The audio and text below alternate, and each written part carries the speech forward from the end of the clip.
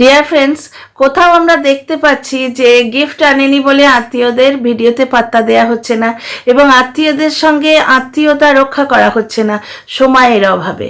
দালালের সঙ্গে কিন্তু রাত্রির 1টা অবধি ঘুরতে পারা যায়, আর কোনো জায়গায় দেখতে পাচ্ছি যে আত্মীয়তা এবং রক্তের টানকে ভরপুর মাত্রায় সম্মান দেয়া হচ্ছে।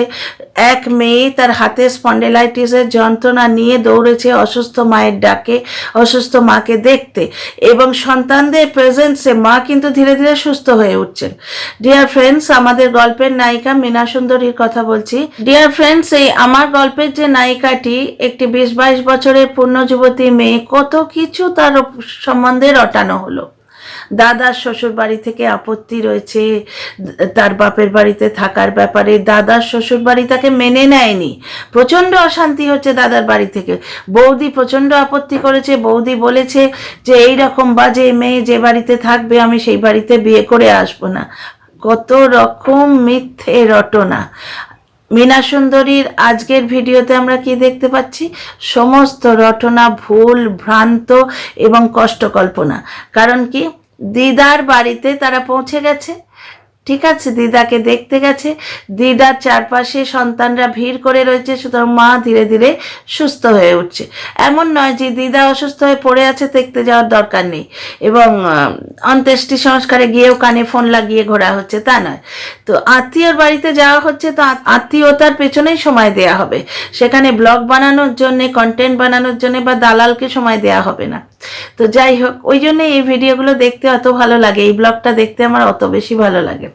তাই যাই হোক, আমরা কি দেখতে পেলাম যে যে কুটুমদের এতদিন ধরে রেঁধে বেড়ে খাইয়েছে, মাথায় করে রেখেছে, অত্যন্ত যত্ন সহকারে আপ্যায়ন করেছে, তারা আজকে মীনা সুন্দরী দিদার বাড়িতে এসছিল, মামার বাড়িতে এসছিল, এসে আপ্যায়ন করে গেছে যে আমাদের বাড়ি তো কাছেই, তোমরা কিন্তু একবার নিশ্চয়ই এসো।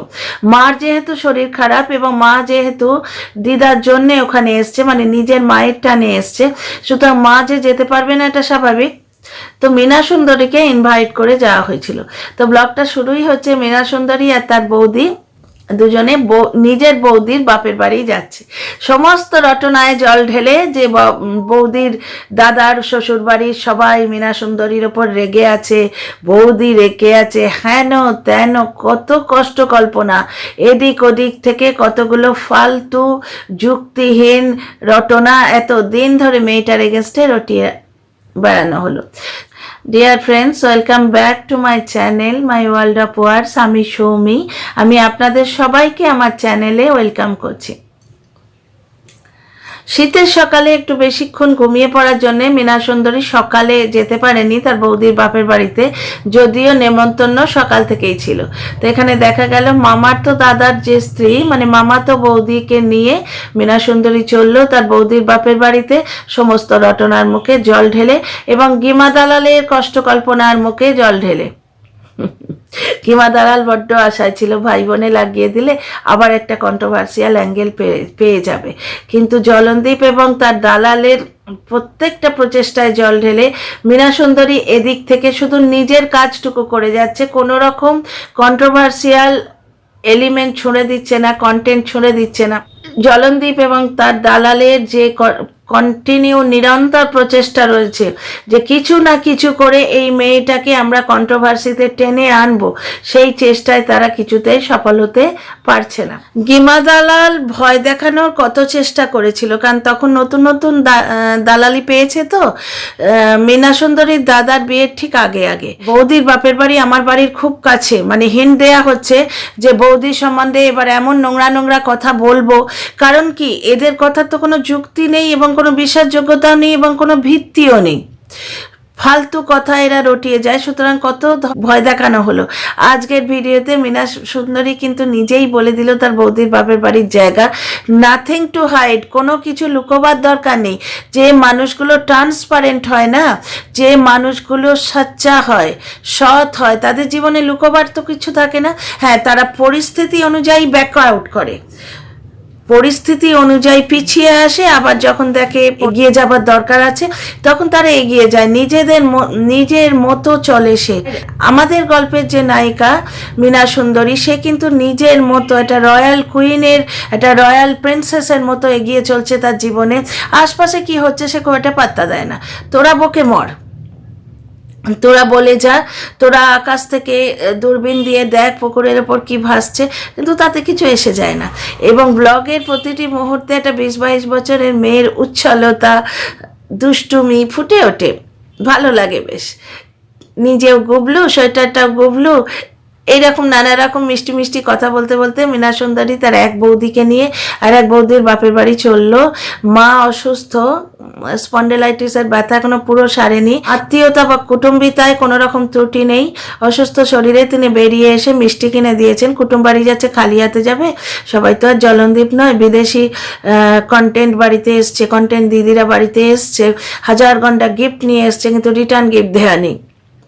প্রথম যখন দেখেছিলাম ইউএস থেকে গিমা দালাল কিছু কন্টেন্ট ধরে এনেছিল, তখন আমার বড্ড চোখে লেগেছিল। কারণ যারা বিদেশি তারা আমাদের দেশের জিনিসের জন্যে একটুখানি হ্যাঙ্কারিং থাকে।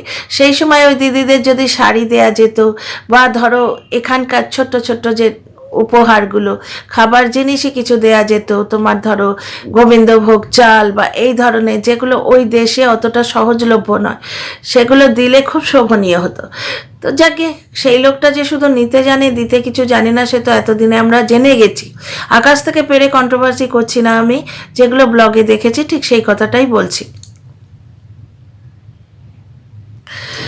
কারণ এতদিন খালি গিফট গিফট গিফট গিফট গিফটের আনবক্সিং দেখে এসেছি, কোনোদিন রিটার্ন গিফট তো দেখিনি, তাই এই কথাগুলো বলতে বাধ্য হলাম।